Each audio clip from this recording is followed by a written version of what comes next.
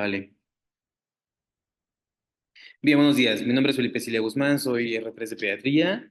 El día de hoy vamos a revisar diabetes mellitus. Evidentemente es una patología, pues, digo, es demasiado vasta y tal vez una hora no nos da tiempo de poder analizarla y mucho menos poder estudiarla como debería de ser. O sea, me refiero porque, pues, incluso hasta hay una alta especialidad respecto a esto, ¿no? Sin embargo, trataré de resumir la mayor parte de la información para entender un poquito mejor.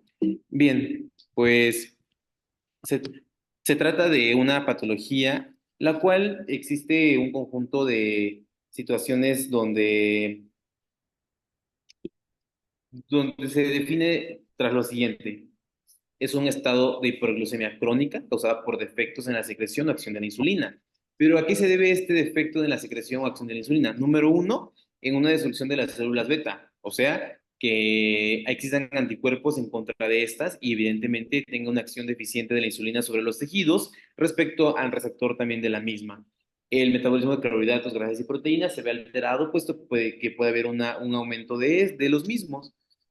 Y evidentemente la diabetes tipo uno es más común en nuestra población pediátrica versus diabetes tipo 2. Sin embargo, existe actualmente ya, no tengo ahorita bien el dato respecto a salud pública, pero hay un alto índice respecto a la diabetes tipo 2 debido pues obviamente al alto consumo de carbohidratos y por la vía sedentaria muchos pacientes pediátricos, sobre todo pubertos adolescentes que no tienen una vida con ejercicio y evidentemente el aporte calórico llega a incrementar tanto que afecta demasiado y puede desarrollar diabetes tipo 2. Bien, pues existe tres componentes específicos para poder entender la diabetes tipo uno, donde siempre y cuando esa sea autoinmune, que la mayor parte es de 70 al 90%, donde existe una hiperglicemia crónica, un déficit de insulina y una pérdida de las células beta de los islotes pancreáticos. Siendo esto, pues, que es una enfermedad endocrina y metabólica más común que ocurre en la infancia. Existen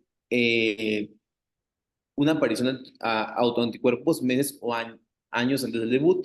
Se dice que puede ser de 5 hasta 10 años previos al diagnóstico. Evidentemente, esto nos da un panorama muy catastrófico respecto a las complicaciones de las micro y macroangiopatías que se pueden desarrollar. Existen anticuerpos antiglutamato descarboxilasa, que son los que usualmente son los que están más afectados, anticuerpos IA2 y el transportador de zinc 8. Y existe una correlación genética respecto al genotipo HLA, y donde existe dos o más anticuerpos respecto al ataque directo de las células beta de los virus pancreáticos. Epidemiológicamente se refiere que el 8.8% de la población tiene diabetes tipo, bueno, diabetes mellitus, perdón, donde hay una edad pico de 4 a 6 años y de 10 a 14 años.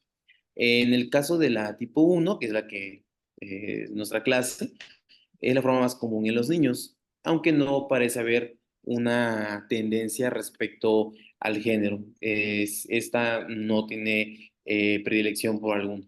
Existe una situación que en países escandinavos hay genotipos muy específicos respecto para el desarrollo de la diabetes tipo uno. También así se ha visto un aumento de la prevalencia en países europeos, sobre todo en la parte central, que sería Reino Unido, también en Norteamérica y Australia. Esto es netamente por una cuestión inmunitaria. En países de desarrollo, Perdón, creo que no están avanzando las diapositivas en la presentación. Todavía se ve solo la de la portada. O sea, no se ve solo la ah, diapositiva, sino se ve la pantalla a ver, completa del PowerPoint. ¿ahora se ve? No. Ujú. ¿No tampoco? A ver,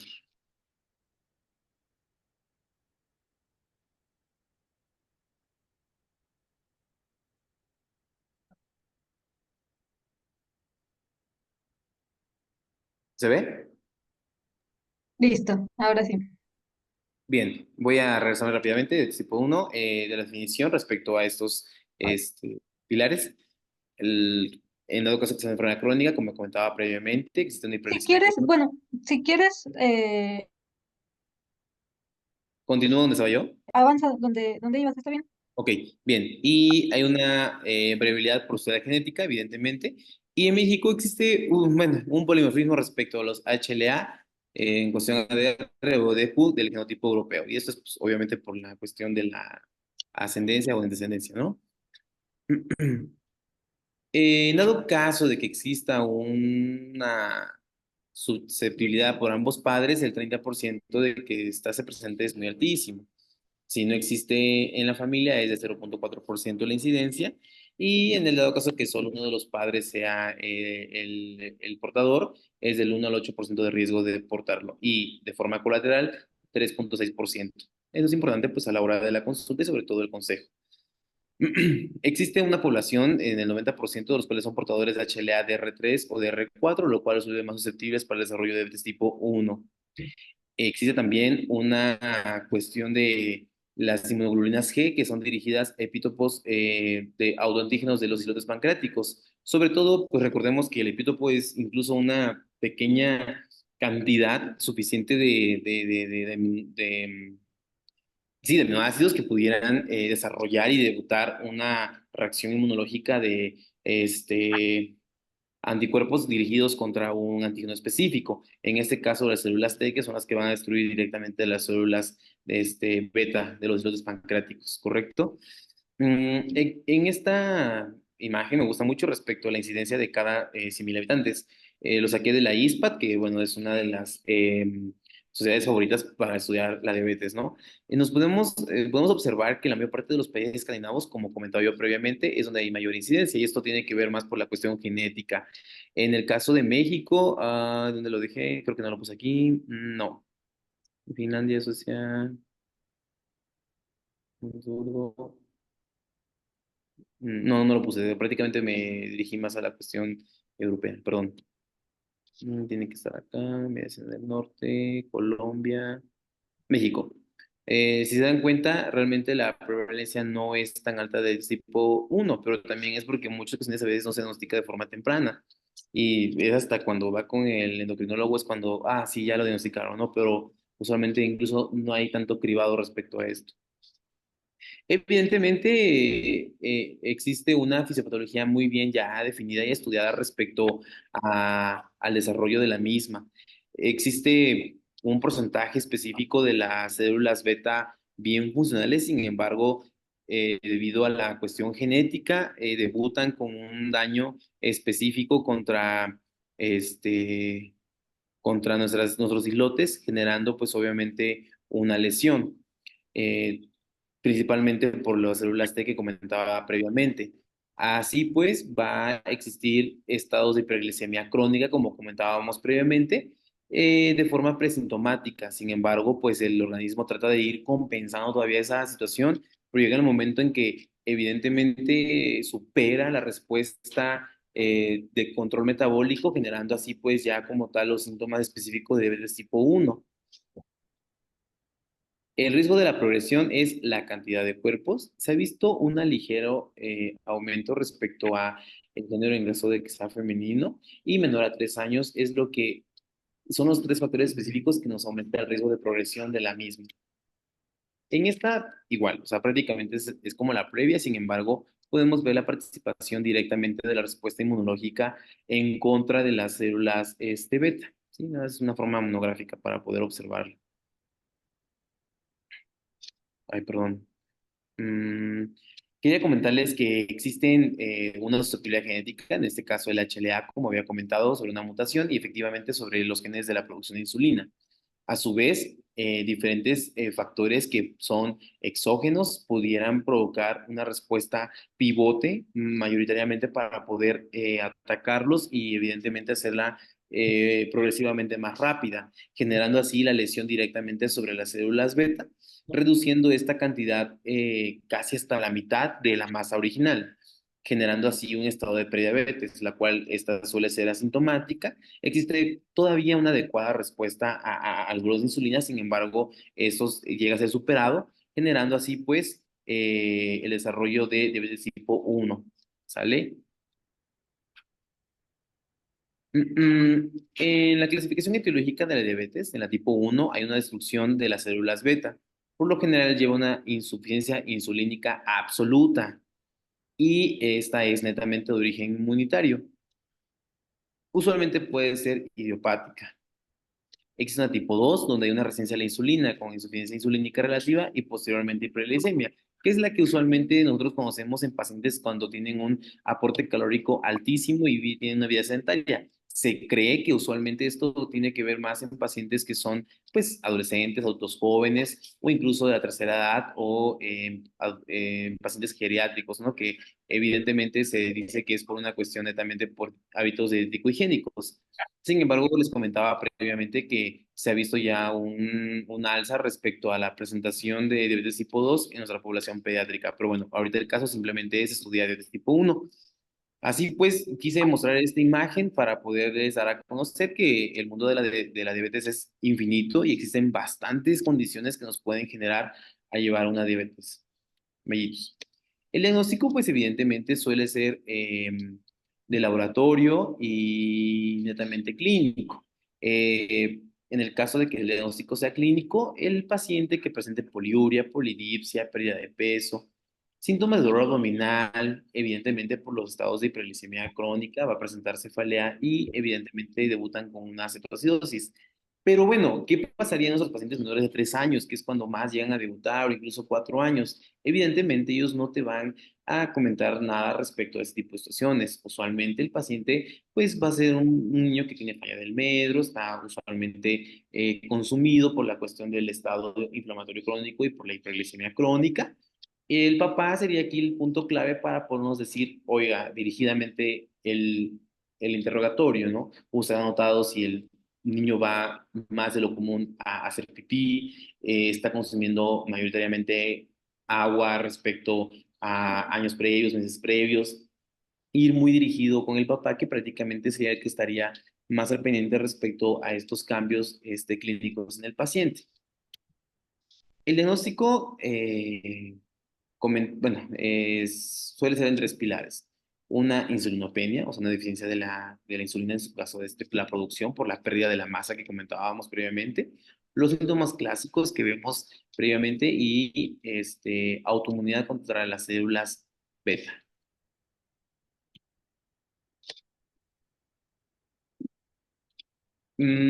Respecto a la diabetes tipo 1, de acuerdo a la bueno, a la Asociación Americana de Diabetes, refería que, pues, evidentemente un paciente con niveles de glicemia en ayuno por arriba de 126 miligramos por decilitro, se definía netamente el diagnóstico. Un nivel de glucosa por arriba de 200 miligramos por decilitro, posteriormente a 2 horas de haber consumido 1,65 gramos por kilogramo, en ese caso de la prueba de de glucosa, sería diagnóstico. Bueno, yo recuerdo muy bien, y ahorita sí me gustaría que nos comentara la doctora, yo sé que usualmente no es tan fiable tomar como diagnóstico único la hemoglobina glucosilada, sin embargo, pues a veces suele tomarse como parte de la batería de estudios al momento del abordaje diagnóstico del paciente. Me refiero de hemoglobina glucosilada, o sea, per se sola no puede ser no puede ser sola como diagnóstico definitivo, sino tiene que ir acompañada del resto. Exacto, sí, Y como criterio, perdón, como criterio único, pues no, tiene que cumplirse al menos dos criterios y tener también la presencia de síntomas. Ahora, habitualmente en el caso de diabetes tipo 1, habitualmente en el momento en el que se diagnostica, están muy sintomáticos los niños, suelen tener valores de glucosa muy elevados, e incluso las hemoglobinas glucosiladas son muy por arriba de ese valor de 6,5, pero sí, como criterio único y en ausencia de síntomas, si no cumple ninguno de los otros criterios, sí, no te completa el diagnóstico. ¿qué cree, doctora? Y evidentemente, pues aleatoriamente un nivel de glucosa por arriba de 200 en un paciente con sintomatología clásica de hiperglicemia o crisis hiperglicémica, pues se consideraría diagnóstico. De acuerdo a la ISPAT, nuevamente, es que aquí no me deja ver la imagen bien. ¿Cómo quito esto? A ver.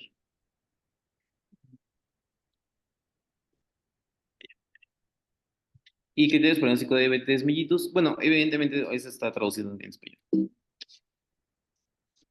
Herramientas diagnósticas, aquí sí o sí, realizar autoanticuerpos de tipo descarboxilasa del ácido glutámico 65, los GAT, el antígeno asociado a insulinoma similar a la tirosina fosfatasa, y los autoanticuerpos contra insulina, los IA, y anticuerpos de transportador de zinc. ¿Se acuerdan que en un inicio de la diapositiva, bueno, no la logramos ver porque había un error en el sistema, pero eran unos pilares específicos para poder definir también como una autoinmunitaria, ¿no? La presencia de uno o más de los anticuerpos confirma el diagnóstico de diabetes tipo 1 en los pacientes, en los pacientes pediátricos, ¿correcto? Entonces, basta con tan solo presentar un anticuerpo presente en este paciente de abordaje para que sea diagnóstico, me refiero autoinmunitario, de diabetes tipo 1. Ahora bien, nos podemos encontrar ante situaciones que pudieran enmascarar el cuadro, pues sí, o sea, a veces otro tipo de situaciones endocrinológicas, como hemocromatosis hereditaria de FQ, pancreatitis crónica, anomalías endocrinológicas en la regulación de la glucosa, diabetes inducida por fármacos, exceso de catecolaminas en pacientes que tienen feocromocitomas, síndromes de Cushing o exceso de hormona de crecimiento, evidentemente con tumores, o exceso de glucocorticoides, o inhibidores de la proteasa del VIH, ciclosporinas, tacrolimus, usualmente en pacientes que están inmunosuprimidos, que van a ser candidatos para trasplante y el resto, pues sí, efectivamente pueden existir ese tipo de situaciones clínicas que nos pudieran enmascarar. Por eso la ISPAT es muy puntual en decir, se tiene que realizar el estudio para presenciar un autoanticuerpo para poder definirla o no, ¿correcto? Bien, eso es en relación a la cuestión diagnóstica. Una vez que tenemos nuestro paciente ya diagnosticado con lo que previamente ya mencioné, ¿qué va a pasar respecto a su monitoreo?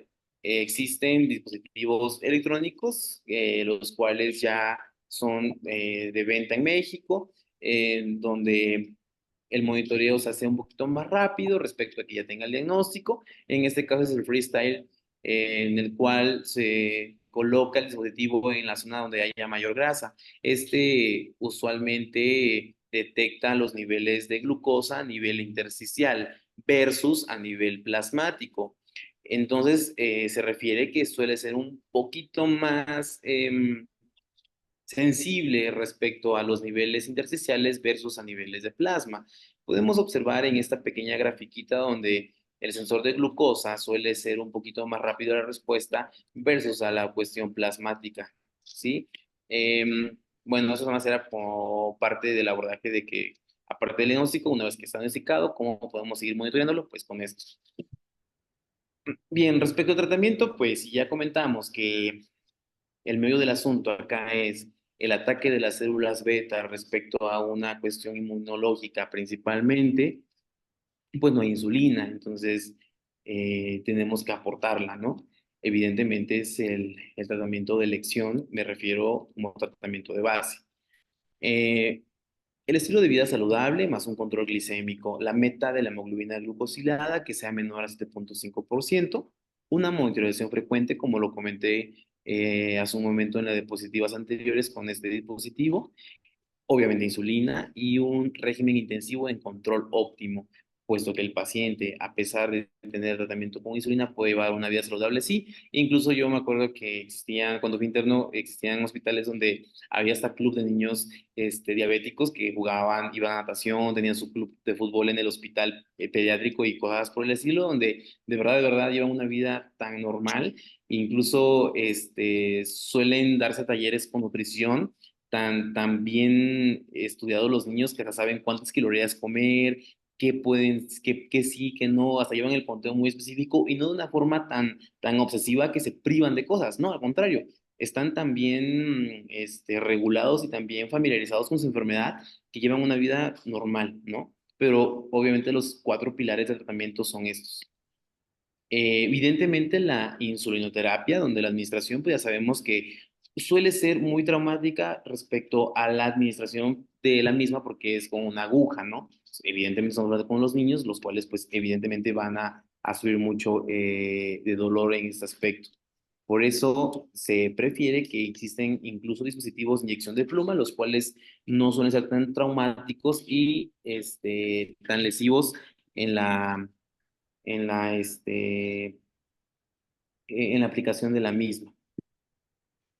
Mm, Existen catéteres permanentes subcutáneos, los cuales se colocan en la zona de mayor tejido adiposo para que esa sea bien absorbida y evidentemente no dura tanto. Pero recordemos que a largo plazo siempre van a provocar una lipodistrofia en la zona de inyección. Obviamente el hecho de tener un catéter permanente va a generar que ese paciente también tenga mayor riesgo a una cuestión de infecciones en esa zona de inserción.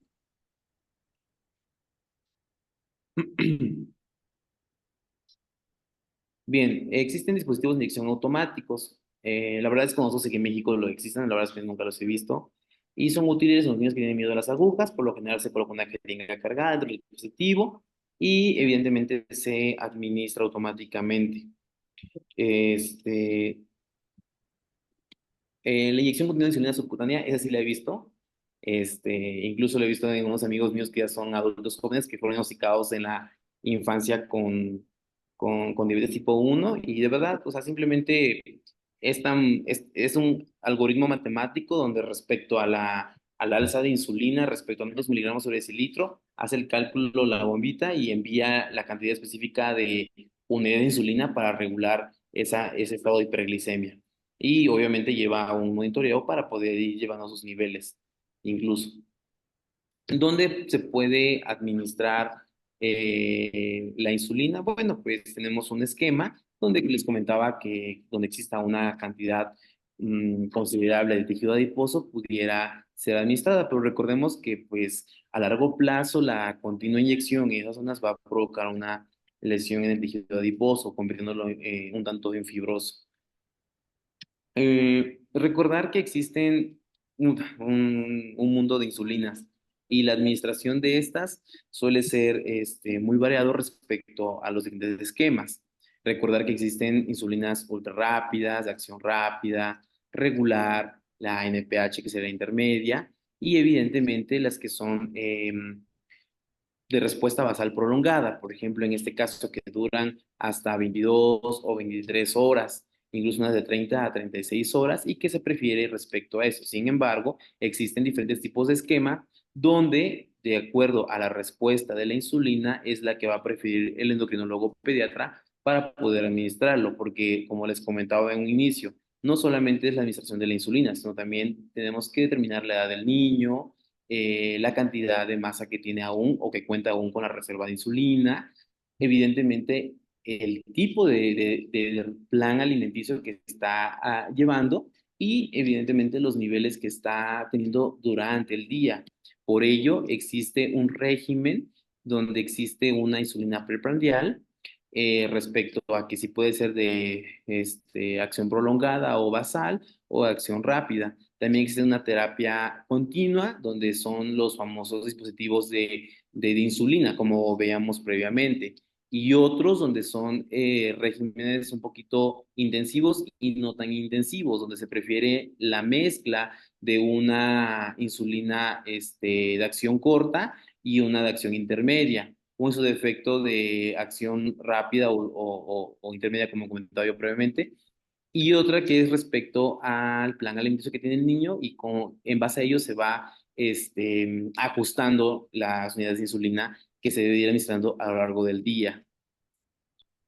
¿Qué es lo que a mí me va a determinar las pautas de dosificación respecto a la administración de insulina? Número uno, la edad del niño, el peso. Son niños que deben estar sumamente controlados porque el mínimo cambio de peso, esto va a generar todo un vórtex en su metabolismo, el hecho de no regular esas unidades de insulina que pues prácticamente lo pueden llevar a, no sé, a una administración excesiva de insulina, datos de neuroglucopenia que lo pueden llevar a la muerte, ¿no? Una etapa de la pubertad, evidentemente por la cuestión también endocrinológica, que empieza a haber un aumento de las hormonas, la duración y la fase de la diabetes en la que está el niño, el estado de los sitios de inyección que les comentaba previamente respecto a la lipodistrofia que ya existe por el continuo la continua inyección de insulina, la ingesta y distribución nutricional, o sea, qué tipo de régimen alimenticio lleva el paciente, el patrón de ejercicio que hace, porque evidentemente no es tan recomendable ese tipo de ejercicio, sino también tiene que ser uno de tipo aeróbico. La rutina diaria que lleva el niño, evidentemente ajustarlo siempre de acuerdo a los resultados de monitoreo de glicemia, ya sea con el freestyle que comentábamos en un inicio en su defecto por la hemoglobina glicosilada. Y si existe per se una enfermedad de base. Y también comentaba que aquí no, si no me quedó claro, doctora, si me gustaría que nos explicara un poquito respecto a los ciclos menstruales, porque eso sí, no encontré mucha información y también no me di la tarea, la verdad, de buscar más respecto a cuál era la relación directa respecto al ciclo menstrual de, de nuestros pacientes respecto a eso. Pues en las niñas, en los adolescentes, bueno, y ya en las mujeres que están con los ciclos menstruales, habitualmente los días del ciclo donde está la menstruación, o sea, los primeros días del ciclo, suele haber más tendencia a hiperglucemia, entonces suelen tener necesidad de dosis más altas Ah, ok, sí, gracias, durante doctora. esos días, pero como todo es variable entre una paciente y otra, pero habitualmente requieren mayor dos días. Ok, gracias. Obviamente aquí puse es traducido respecto a lo de la ISPAT, donde los regímenes son de dosis fijas de insulina de acción intermedia, 2 veces al día, o en su defecto de una acción rápida mezclada con una de acción corta, de 2 a 3 veces al día. Ahí. La dosificación en niños prepubertos va de 0,7 a 1 unidad por kilogramo día. En la pubertad se suele recomendar de 1 a 2 unidades por kilogramo día. Evidentemente, los ajustes periódicos van de 0,025 unidades por kilogramo día. Eso es usualmente en la fase de luna de miel, donde todavía hay una adecuada respuesta y que a lo mejor todavía la masa que queda respecto a la cantidad de células beta todavía puede responder de forma adecuada. Sin embargo, pues esto suele limitarse a largo plazo. Y la aplicación subcutánea se prefiere que sea una aguja de 4 milímetros. No siempre ser en el mismo sitio de inyección, sino tiene que irse realizando la administración en las partes que previamente puse en el esquema y tenerla siempre refrigerada, ¿no? Puesto que es muy lábil y a un cambio de temperatura, ya no tendría el mismo efecto y la acción respecto a su eficacia. Mm, ay, a ver, espérate. Las dosis basales, aproximadamente el 50% va a ser una dosis diaria total. Esta puede ser administrada de 1 a 2 veces en el día. Y si en el dado caso de que sea un niño con una bomba del régimen este que les comentaba que era sobre pump o el delivery de insulina, tiene que ser calculado respecto a la tarifa por ejemplo, la dosis basal y dividida entre 24 para programar el dispositivo. Calcular la insulina prandial se debe de administrar antes de cada comida o refrigerio en este caso. Depende de la cantidad de carbohidratos ingeridos. Es lo que comentaba yo alguna vez, llegué a conocer un club de niños de diabetes tipo 1 y de verdad es impresionante cómo se saben las kilocalorías de los alimentos que ingieren y respecto a eso es como incluso hasta ellos sugieren cuántas unidades se debe de administrar de más en la próxima aplicación, ¿no? Y, ay, perdón. En el caso de un factor de corrección es cuánto una unidad de insulina reduciría de glucosa en sangre, por ejemplo. En este caso sería 1500 o 1800 dividido entre la dosis diaria de total de insulina del paciente. Esto se expresaría como una proporción de 1 a 30 o 1 a 50, donde se tiene que tener el objetivo de tenerla entre 100 a 120. Esto pues para a largo plazo evitar que se presenten las micro o macroangiopatías. En el cuadro amarillo, pongo un ejemplo respecto a cómo se realizaría ese cálculo. Y bien, ahora que ya vimos como la parte respecto al tratamiento de base, pero también esos pacientes, a veces por descontroles o por otro tipo de situaciones, la insulina suele provocarles hipoglucemias o incluso por el hecho de no comer, me refiero, o su ingesta de carbohidratos suele ser tan baja que puede llegar a presentar hipoglucemias. Existe un nuevo dispositivo en el mercado que se llama Baqsimi, donde existe un glucagón nasal presurizado, donde la concentración es de 3 miligramos en el dispositivo. Evidentemente está diseñado para pacientes pediátricos con diabetes tipo 1, también hay para adultos, y se recomienda que sea de 4 y menores de 17 años. Refiere que tras la administración de 3 miligramos de glucagón en polvo nasal, los niveles de glucosa comenzaron a aumentar de forma temprana, incluso a los 5 minutos. Esto llegaba a alcanzar hasta 102 miligramos o máximo de 8 miligramos sobre decilitro. En esta grafiquita del estudio que se hizo del glucagón presurizado a nivel nasal, podemos observar que los niveles de glucosa, cuando llegan a estar por debajo de 62, que sería algo crítico, a los 5 minutos empieza a hacer reacción, de tal forma que logran un máximo a la hora 20 minutos de hasta de 180. Y esta gráfica me gustó mucho porque refiere los grupos etarios de 4 a 8 años, de 8 a 12 y de 12 a 17, donde podemos observar que la mayor parte de la respuesta es en pacientes pediátricos menores de 4 años. ¿Por qué llama la atención esto? Pues porque son pacientes incluso de mayor riesgo, puesto que al no estar tan a veces familiarizados con su enfermedad, usualmente no hay un adecuado vigilancia estricta de lo que consumen o no consumen sus alimentos. Por eso usualmente la respuesta en ellos es un poquito mejor y para eso fue diseñado prácticamente el medicamento. Mm, Además del pilar del tratamiento de la insulina y en el dado caso de que presente una hipoglucemia, también se tiene que ver en relación el pilar de la nutrición, donde tiene que existir una planificación de comidas, la evaluación continua del peso, talla, índice de masa corporal, mm, evidentemente el aumento de peso, pero a qué se debe, y determinar a qué se debe ese aumento de peso, el dominio del conteo de carbohidratos, en este caso por parte del paciente y del nutriólogo especializado en este tipo de pacientes, y sobre todo incluir carbohidratos complejos y no simples en la dieta. Evidentemente no se recomienda que sea esta menor de 26%. El artículo donde lo saqué es del UpToDate, pero también consulté el Aspen, no, perdón, el ESPEN respecto a ese tipo de manejo. Y en el ejercicio, evidentemente tener en cuenta que existe un mayor riesgo de hiperglicemia, de hipoglucemia, perdón, de hipoglucemia.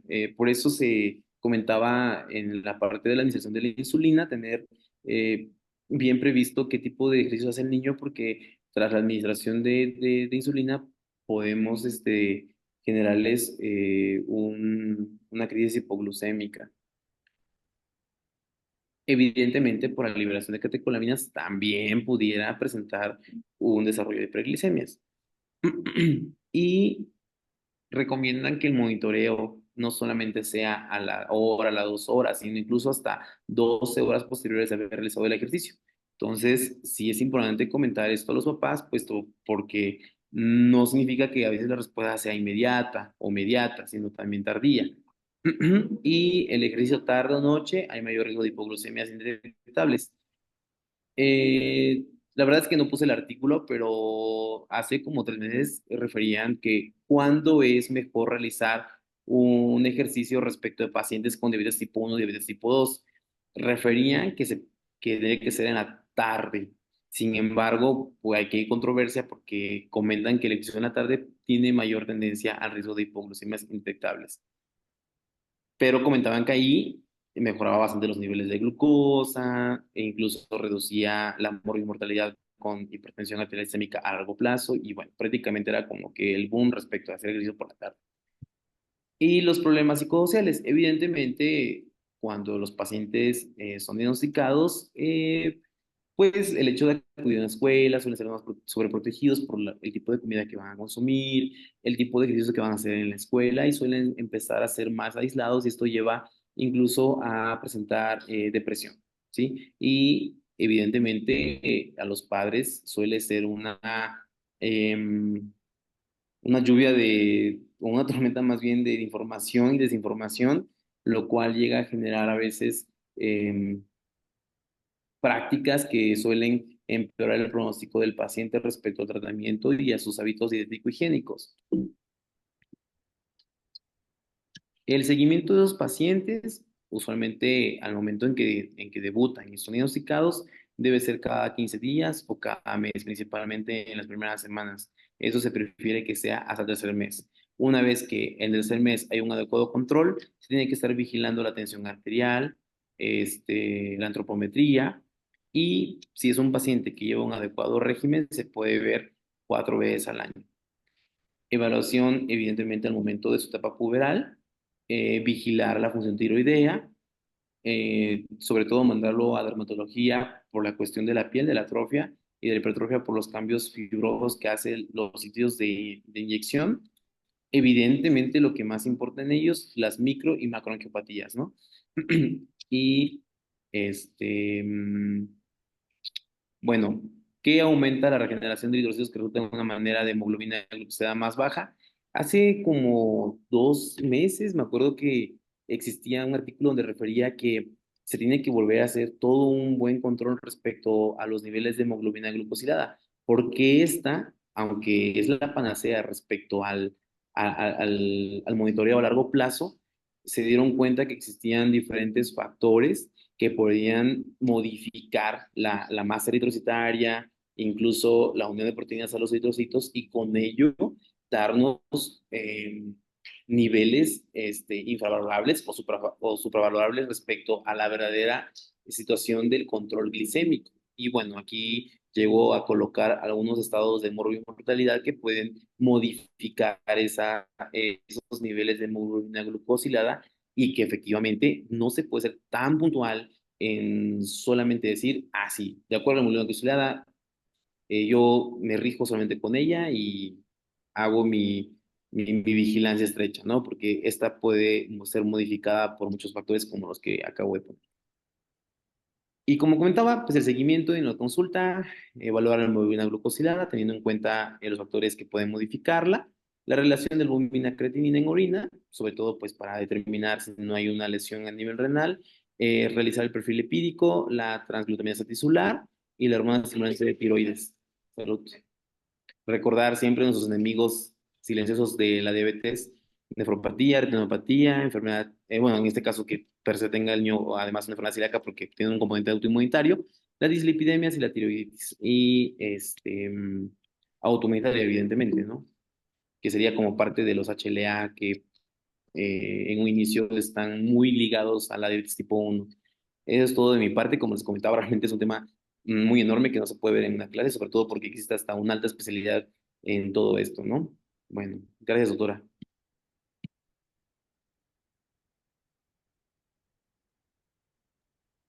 Hola Felipe, hola. Bueno, Doctora. eh, viendo clase, como mencioné, es un tema muy extenso. Creo que mencionaste muy bien como todos los puntos muy importantes.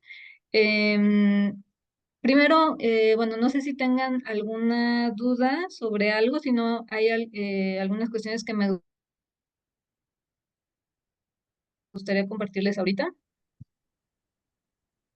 Sí, doctora, mi compañera Paula Villafán, igual R3 de pediatría, ahorita le comento. Ok. Mi duda sería, lo que comentaba Feli, pues es muy importante respecto al tratamiento pilares de la nutrición. ¿Qué tan adecuado es utilizar fórmulas como la de shopping? O sea, ¿hay alguna que sea No, no alcanzo a escuchar muy bien, perdón. No sé si te puedo acercar un poquito más al micrófono.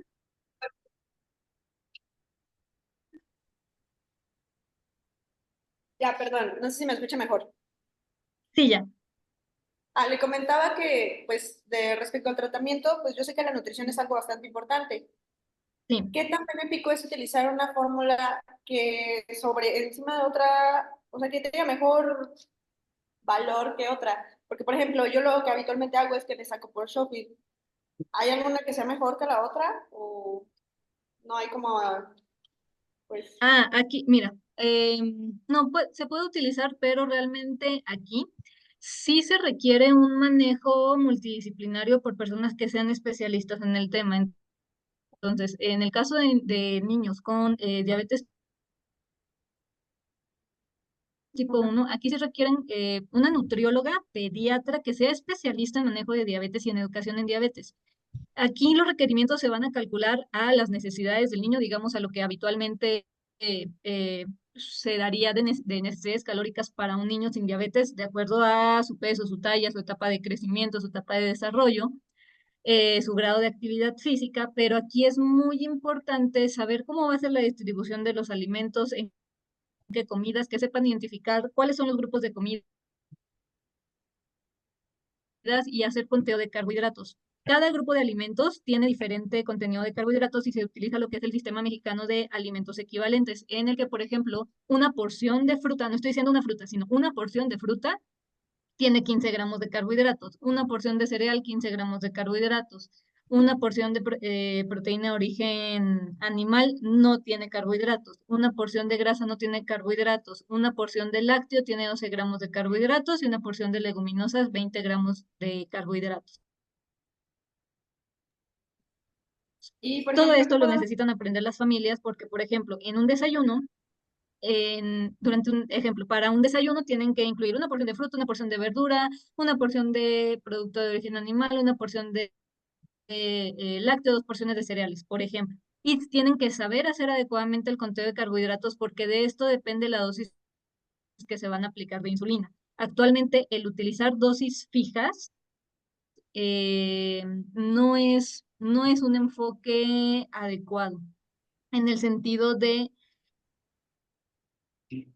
que si el paciente consume diferentes cantidades de carbohidratos en diferentes momentos del día y en los diferentes días se aplica la misma dosis de insulina para cantidades diferentes de carbohidratos, no es un buen enfoque y no lleva un buen control. Entonces, sí es un poquito difícil o muy difícil en cuanto a todo el aprendizaje que lleva vivir con diabetes, específicamente diabetes tipo 1. Entonces, aquí mi sugerencia es siempre referir a alguien especializado en el tema. Si en algún momento llegan a tener una situación de algún pacientito de muy reciente diagnóstico que requieren algo así como muy, muy en agudo, que les acaba de llegar al hospital o que acaba de salir de cetoacidosis, que no tienen quien los apoye, escríbanme, y podemos hacer algo de una forma como muy inicial, pero sí es algo que requiere muchísima educación por parte del paciente. Entonces, más que establecer la dieta en los requerimientos de calorías, o sea, decir, le podemos indicar una dieta de 1800 kilocalorías, eso no significa nada para el paciente en el sentido de que no le estamos diciendo qué tiene que comer, en qué momento y cómo se va a aplicar la insulina.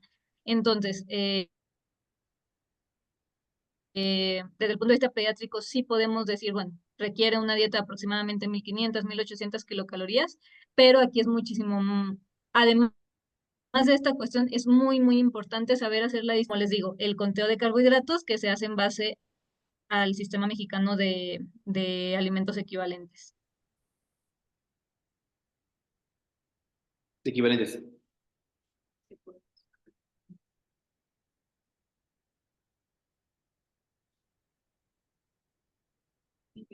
Doctora, creo que se cortó. Se apagó su Ah, no, les comentaba que el cálculo de las dietas o de los planes de alimentación se hace utilizando el sistema mexicano de alimentos equivalentes. Ok, doctora, gracias. Yo tengo una duda. Bueno, Sí, hola. sí, Hola, sí. doctora, una duda. ¿En, en qué laboratorios usualmente hacen los estudios de autoanticuerpos directamente contra las células beta y los receptores? Porque, pues sí, de pronto a veces es importante saber a dónde dirigirnos y sobre todo qué laboratorio hacerlo, pues. Mira, en cada estado no te sabría decir específicamente. Habitualmente los hospitales de tercer nivel deben contar con los estudios. Sé que en Ciudad de México, por ejemplo, pues los centros médicos, o sea, Siglo XXI, La Raza, Instituto Nacional de Pediatría, Hospital Infantil de México, Subirán, o sea, sé que son de los hospitales que a nivel público cuentan con los estudios. Te digo, no sé de la disponibilidad específica de los centros de tercer nivel en cada estado, que teóricamente los deberían tener, pero bueno, sabemos que a veces hay mucha falta de recursos. Y a nivel privado, fíjate que en laboratorios, digamos, grandes, por ejemplo, Chopo, Salud Digna, ¿cuál otro que es de cadena grande? No sé, Olarte, o sea, laboratorios de cadena grande en general, yo en todos he encontrado que hay disponibilidad. Ok, gracias, doctora. Bueno, pues salimos. Doctora, le agradecemos demasiado el tiempo que nos prestó. No tenemos alguna otra duda más. Sabemos que es un tema muy complejo y que prácticamente le compete al endocrinólogo respecto al manejo. Pero bueno, le agradecemos demasiado y creo que sí estaremos en contacto con usted ante un caso que es. Ok, miren, déjenme, quiero compartirles unas, digamos, como un poquito extra a la presentación. Como dices, es un manejo muy complejo, pero aquí tenemos que recordar ciertos puntos. Este, uno muy importante, la insulina es vida. No le podemos suspender la insulina a un paciente con diabetes tipo 1. Si tiene una hipoglucemia, si está comiendo poquito, si tiene diarrea, si lo que sea, si el aporte que está teniendo es poquito, no le podemos suspender la insulina o nos va a entrar en cetoacidosis, nos va a hacer cetosis. ¿Ok? Entonces, por ejemplo, un niño que tenga diabetes tipo 1 y que tenga una enfermedad intercurrente y que no pueda ingerir alimentos vía oral porque tenga náusea, vómito, una gastroenteritis, diarrea, esté en ayuno por, no sé, una apendicitis, etc., etc., em, el no poder ingerir alimentos vía oral es una necesidad de hospitalización, sí o sí, para dar un aporte de glucosa intravenoso y mantener el aporte de insulina. ¿Ok? Entonces, no le podemos suspender el aporte de insulina. Igual esto lo vamos a ver más adelante cuando veamos lo de cetoacidosis. Si un paciente que está en manejo con cetoacidosis disminuye drásticamente la glucosa de una forma muy rápida o cae en hipoglucemia, sí, podemos suspender momentáneamente la infusión de insulina, pero no la podemos parar del todo. Y lo que tenemos que hacer es dar un aporte extra de glucosa. Segundo, es muy, muy importante la monitorización continua de los niveles de glucosa para poder llevar un adecuado tratamiento.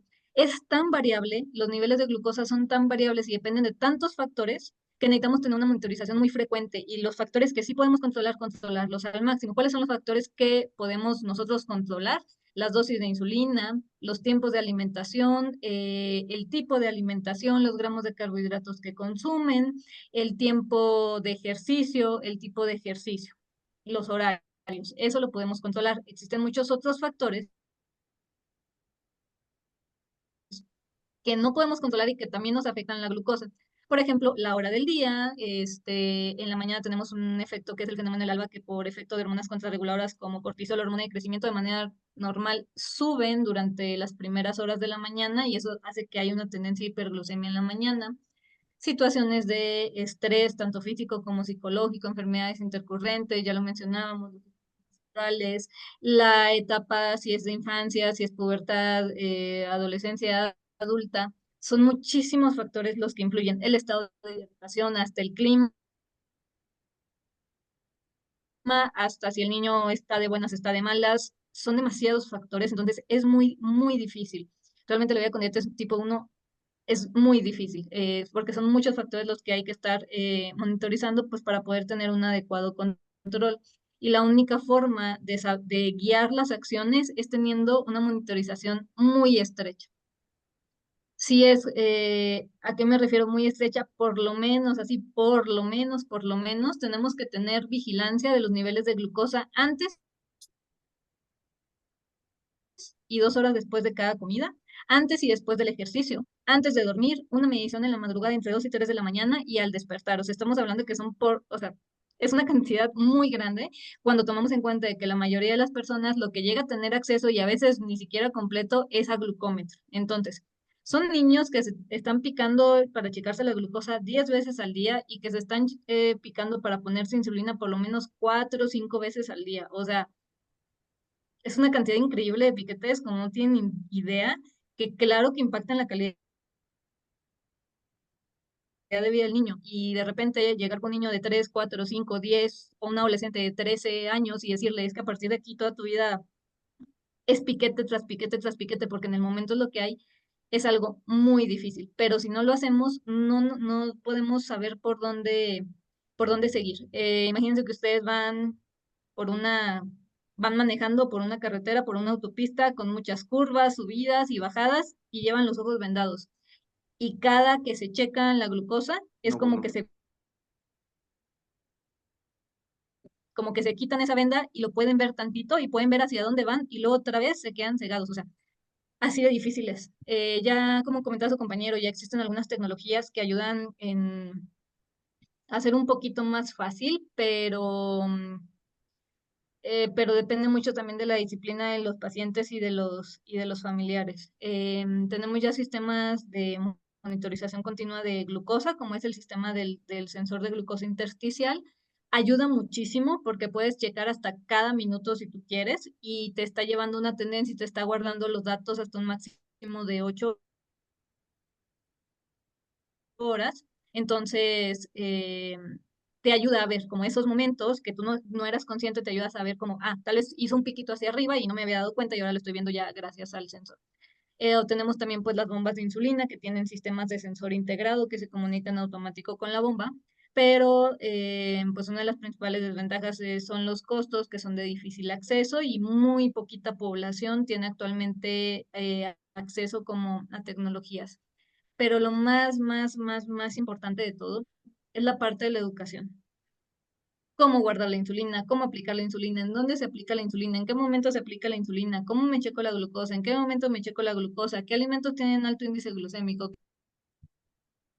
Sí. qué alimentos tienen bajo índice glucémico, cómo debo hacer ejercicio, en qué momento, qué tipo de ejercicio, o sea, qué pasa si me enfermo, qué pasa si me da diarrea, qué pasa si no quiero comer, qué pasa si me equivoqué y me puse la insulina rápida en vez de la insulina lenta y me puse 10 veces la dosis que me tocaba. Son situaciones que llegan a pasar. Entonces, todo esto es un proceso de educación que es muy largo y que requiere muchísimo apoyo. Entonces, ahorita quedarnos con la parte del manejo de las insulinas. Actualmente, pues es un manejo intensivo, como mencionaba su compañero.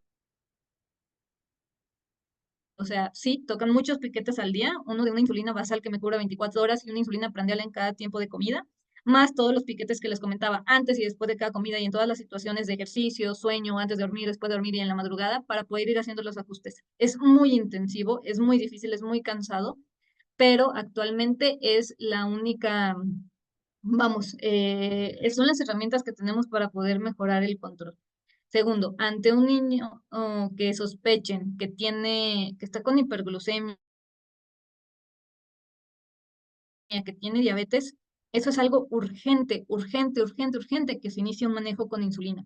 Si no es que ya está en cetoacidosis diabética y pues es ya criterio que tiene que estar hospitalizado, pero ante la mínima sospecha o ante la mínima hiperglucemia, por más que tomamos unos laboratorios generales y nos sale tal vez la hemoglobina glucosila, decíamos, no es un diagnóstico por sí misma, pero me sale elevada, ¿sabes qué? Esa es una urgencia de corroborar si realmente está cursando con hiperglucemia y definir qué tipo de diabetes tiene. Yo les diría, ante la duda, o sea, en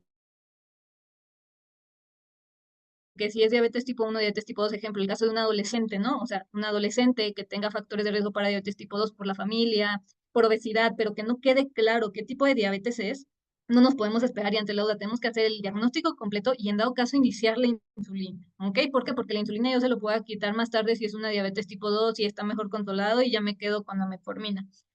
Pero si estoy con una diabetes tipo 1 y le di metformina, no, lo voy a mandar a las situaciones más rápido de lo que le tocaba.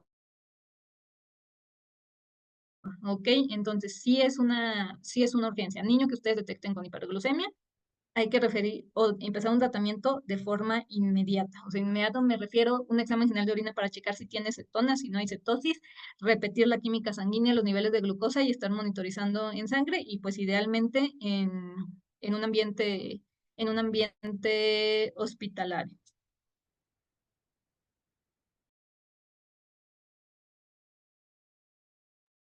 Gracias, doctora, mi amable.